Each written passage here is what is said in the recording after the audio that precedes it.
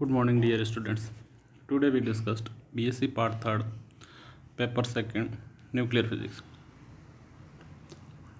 कल हमने नाभिक के विखंडन के बारे में पढ़ा था। नाभिक के विखंडन के आधार पर नाभिक में विखंडन किस आधार पर होता है, किस कंडीशन में होता है और किन नाभिकों में विखंडित होते हैं और विखंडन के बाद उनकी अभिक्रिया क्या आती है। सपोज मान लो यूरेनियम टूट करके फर्स्ट में यूरेनियम से कौन सा उसके समस्थानिक बने, फिर कितनी एनर्जी देनी पड़ी, फिर टूटने के बाद कितनी एनर्जी रिलीज हुई।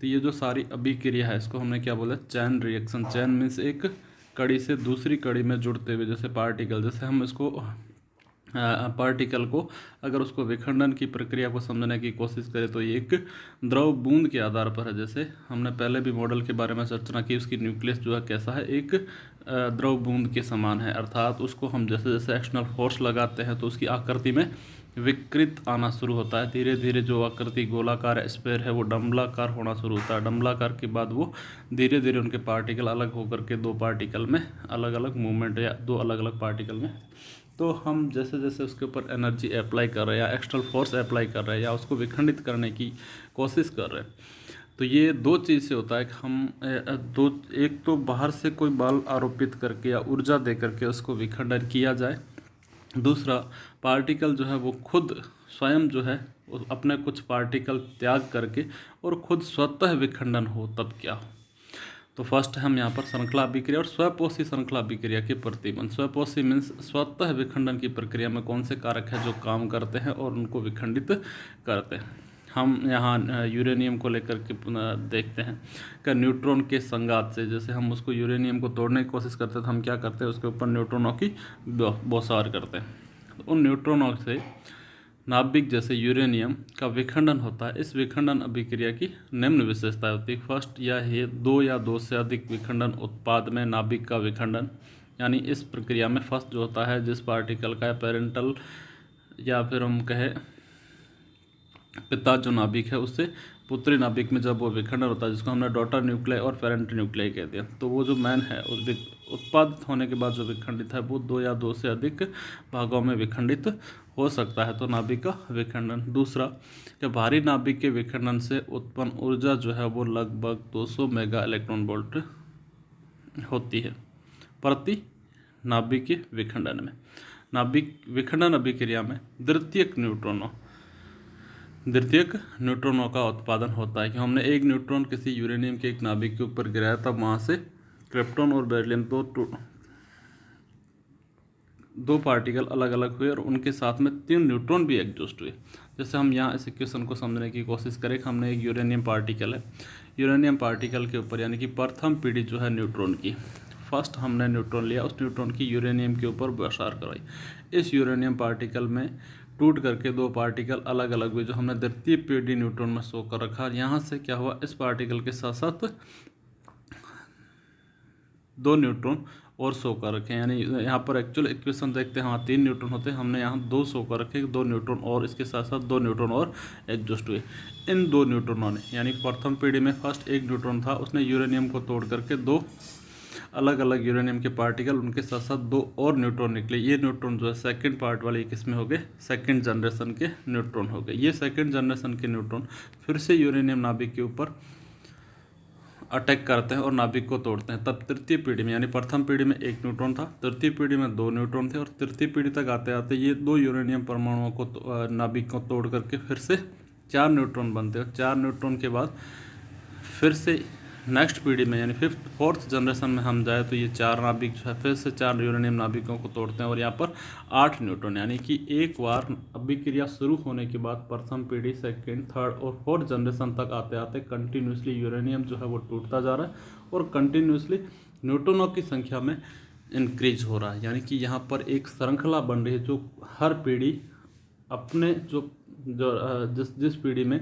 जितने न्यूट्रॉनों से उस परमाणु को तोड़ा गया है उसके डबल न्यूट्रॉन वापस से जनरेट कर रही है। तो ये अभिक्रिया कंटिन्यूसली चलती रहती है।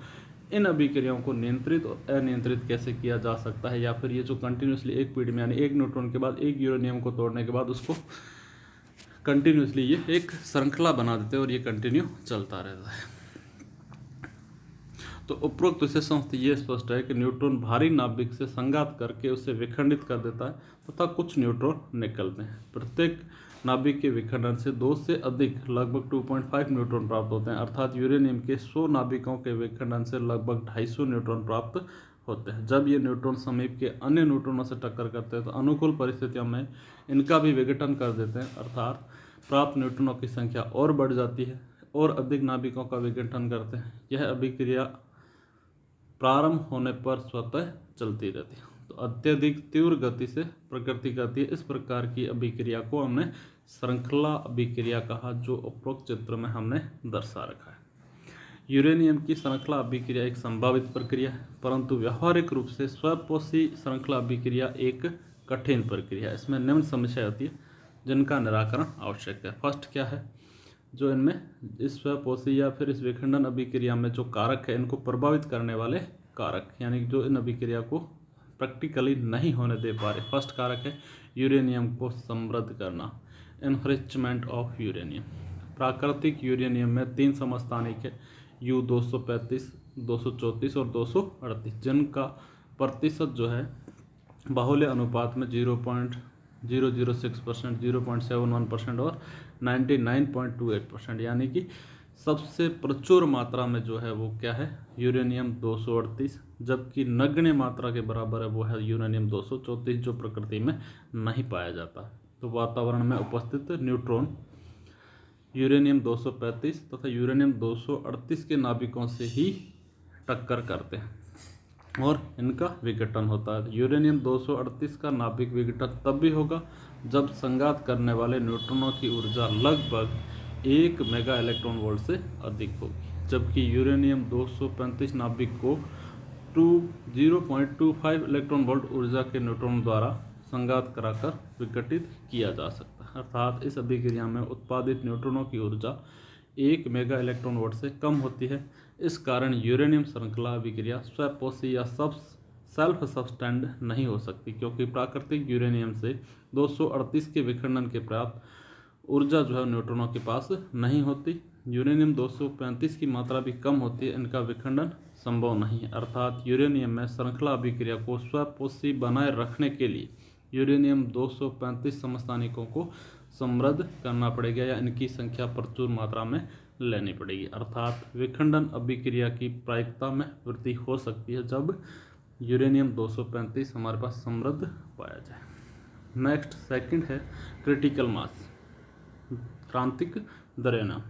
यूरेनियम 235 में श्रृंखला अभिक्रिया को स्वपोषी या सेल्फ सस्टेन्ड बनाए रखने के लिए यह आवश्यक है कि यूरेनियम नाभिक के विखंडन से औसत 1 से अधिक विखंडन करने योग्य न्यूट्रॉन प्राप्त हो। तो न्यूट्रॉन से प्राप्त सभी न्यूट्रॉन विखंडन करने योग्य नहीं होते, इनमें से कुछ तो यूरेनियम से पलायन कर जाते हैं, कुछ विखंडनीय पदार्थ या बाह्य कवच में शील्ड में काम आते हैं, अर्थात पदार्थ द्वारा अवशोषित या कैप्चर कर लिए जाते हैं। तो पदार्थ द्वारा परिग्रहण या अवशोषित न्यूट्रॉनों की संख्या को कम करने के लिए उचित विखंडनीय पदार्थ अर्थात बाह्य कवच में काम आने वाले पदार्थ का चयन कर दें। तो यूरेनियम पिंड के पृष्ठ से न्यूट्रॉन की लीकेज दर, पृष्ठ के क्षेत्रफल तथा न्यूट्रॉन के उत्पादन दर की विखंडनशील नाभिकों की संख्या अर्थात पिंड के आयतन पर निर्भर करता है। इसलिए यदि यूरेनियम के एक r त्रिज्या के गोलाकार पिंड की कल्पना की जाए तो न्यूट्रॉन की उत्पत्ति दर r³ के तथा क्षरण दर r² के अनुक्रमानुपाती होती है। तो इस प्रकार उत्पत्ति दर का क्षरण या उनकी हानि होने के सापेक्षिक अनुपात का मान r के अनुक्रमानुपाती होता है, अर्थात पिंड का आकार छोटा होने पर क्षरण दर उत्पत्ति दर के सापेक्ष अधिक होगी और श्रृंखला अभिक्रिया की संभावना कम होगी। तो इस स्थिति में श्रृंखला अभिक्रिया स्वतः ही बंद हो जाएगी। तो ऐसे पिंड के द्रव्यमान को उपक्रांतिक द्रव्यमान, सब क्रिटिकल मास कहते हैं। इसके विपरीत बड़े आकार के पिंड में क्षरण दर उत्पत्ति दर के सापेक्ष कम होती है तथा श्रृंखला अभिक्रिया की संभावना अधिक हो जाती है।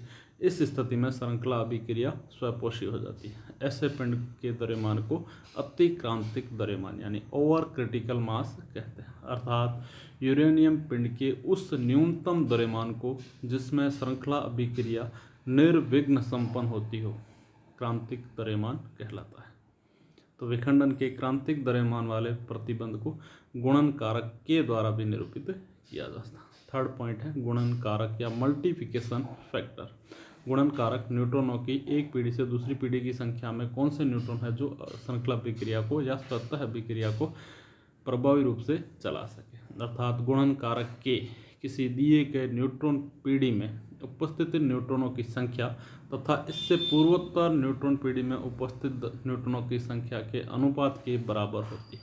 के इक्वल टू विखंडन की किसी एक पीढ़ी में उपस्थित न्यूट्रॉनों की संख्या इस पीढ़ी से पूर्वोत्तर पीढ़ी में उपस्थित न्यूट्रॉनों की संख्या के अनुपात को कहते हैं। यदि के इज ग्रेटर देन 1 हो, अर्थात प्रत्येक पीढ़ी विखंडन के पश्चात न्यूट्रॉनों की जनसंख्या में वृद्धि होगी, जिसके कारण श्रृंखला अभिक्रिया अनियंत्रित हो जाएगी। यदि के इज इक्वल टू 1 है, यदि के का मान 1 से बड़ा है, इसका मतलब प्रत्येक पीढ़ी विखंडन के पश्चात न्यूट्रॉनों की जनसंख्या में वृद्धि होगी, जिसके कारण श्रृंखला अभिक्रिया अनियंत्रित हो जाएगी। यदि नियंत्रित करनी है तो क्या होगा? यदि के इज इक्वल टू 1 हो तो श्रृंखला अभिक्रिया नियंत्रित तथा स्थायी अवस्था में बनी रहती है। इस स्थिति में विखंडनशील पदार्थ के द्रव्यमान को क्रांतिक द्रव्यमान कहते हैं। थर्ड कंडीशन, यदि के इज लेस देन 1 हो, अर्थात न्यूट्रॉनों की संख्या में कमी होती हो, तो श्रृंखला अभिक्रिया संभव नहीं हो पाती। चूँकि श्रृंखला अभिक्रिया को स्वपोषी नियंत्रित रूप से होने के लिए न्यूनतम एक न्यूट्रॉन की आवश्यकता होती है। तो प्रत्येक पीढ़ी विखंडन के पश्चात न्यूट्रॉन की संख्या में k-1 गुणक से वृद्धि हो जाती है। इस प्रकार यदि अभिक्रिया के प्रारंभ में t = 0 पर नाभिक n हो तो न्यूट्रॉनों की संख्या में प्रति पीढ़ी वृद्धि दर n(k-1) होगी। यदि क्रमबद्ध किन्हीं दो पीढ़ी न्यूट्रॉन उत्पत्ति के बीच औसतन समय t0 लगता हो तो dN/dt = n(k-1/t0).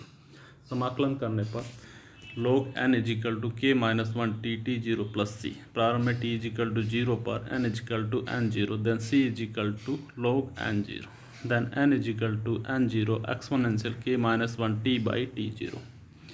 इस समीकरण से स्पष्ट है यदि k इज ग्रेटर देन 1 की स्थिति पर न्यूट्रॉनों की संख्या में वृद्धि चरघातांकी रूप से होती है। यदि k = 1.005 हो तथा दो क्रमबद्ध पीढ़ियों में हमें न्यूट्रॉनों की उत्पत्ति के बीच समय अंतराल 10⁻⁸ सेकेंड हो तो 1 सेकेंड में न्यूट्रॉन n/n0 = exponential 1.005 - 1 10⁻⁵ = exponential 5 × 10⁵ गुणक से वृद्धि हो जाता है। अर्थात इस आधार पर हम श्रृंखला अभिक्रिया को दो प्रकार की होती है। फर्स्ट, नियंत्रित श्रृंखला अभिक्रिया यानी controlled chain reaction and uncontrolled chain reaction, अनियंत्रित अभिक्रिया। इनको हम नेक्स्ट वीडियो के अंदर डिस्कस करेंगे। Thank you.